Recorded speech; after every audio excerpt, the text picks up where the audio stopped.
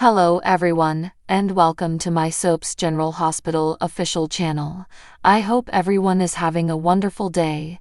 Before we begin, please hit the subscribe button and give this video a thumbs up. General Hospital spoilers state that Heather Weber is enamored with the thought of going away of Pentonville and finally being able to bond with Ace Cassidy. With Rick Lansing in her corner, Heather might obtain her wish soon enough. Portia Robinson tried to stop Heather's release by changing her test results, but that plan didn't work out as well as she wanted. Now Portia is merely attempting to cover up her shady act and protect career with Ava Jerome's support. Rick still seems prepared to get Heather's conviction overturned and finally get her out of prison. However, what Heather truly has to worry about is what might happen if she becomes a free woman. After all, Heather is quite the pariah in Port Charles.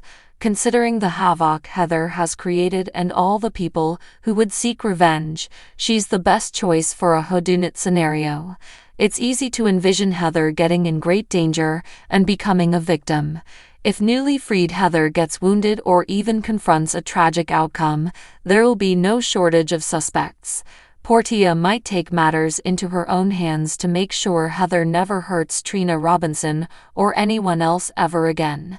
Ava might be another option, both for Trina's sake and for revenge, since Heather hooked her once upon a time.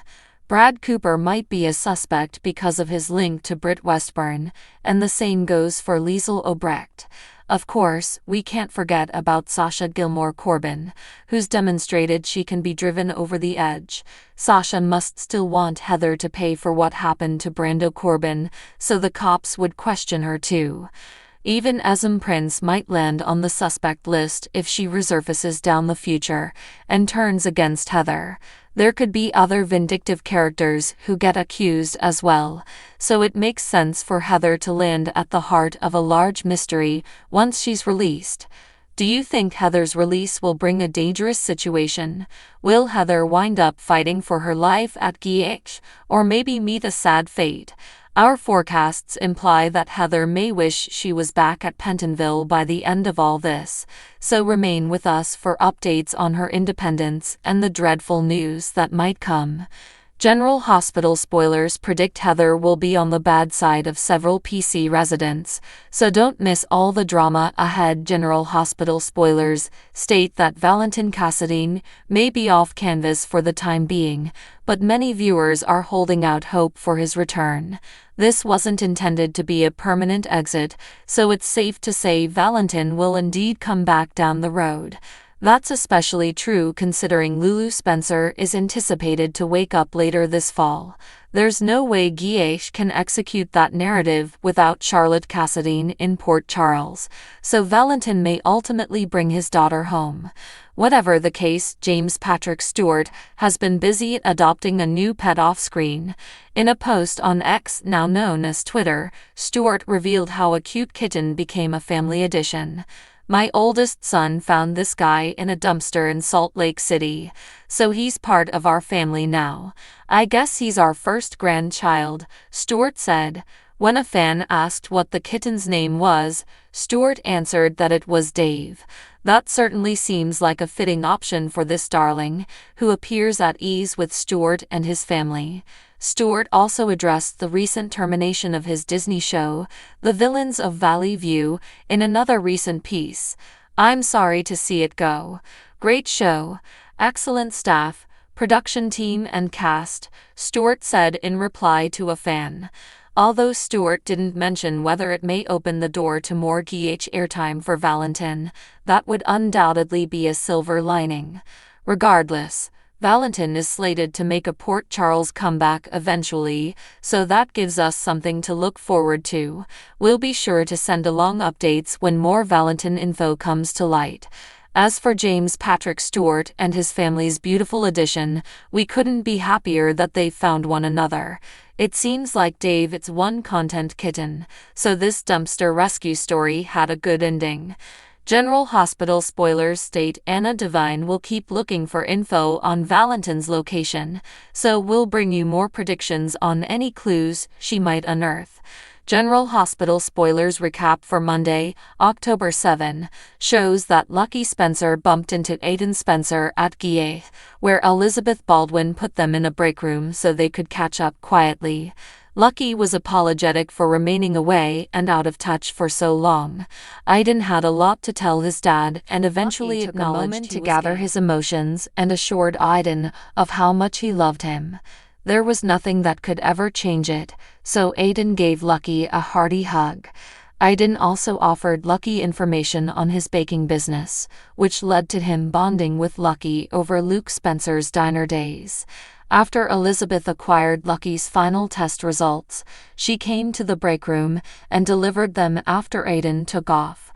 Lucky could tell Liz had bad news, so she explained that he wasn't a viable liver donor for Lulu Spencer. In Holly Sutton's suite, she was astonished when Jack Brennan showed up with champagne and questions regarding Jen Sidwell's operations. Holly was careful to keep her stolen gems out of sight and played dumb about the business side of things with Sidwell. Felicia Scorpio soon showed up with a warm greeting for Holly, who claimed Mac wasn't as delighted to see her. However, Felicia didn't appear to care and gave Holly a push to go visit Robert Scorpio.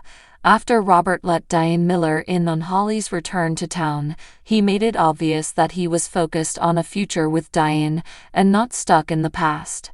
Later, Holly finally showed up at Robert's workplace, so he indicated that it took her long enough.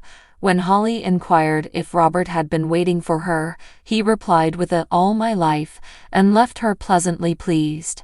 In the Quartermaine kitchen, Tracy Quartermaine heard about Violet Finn's trouble at school and basically explained that she was giving that unpleasant child what he wanted by getting furious.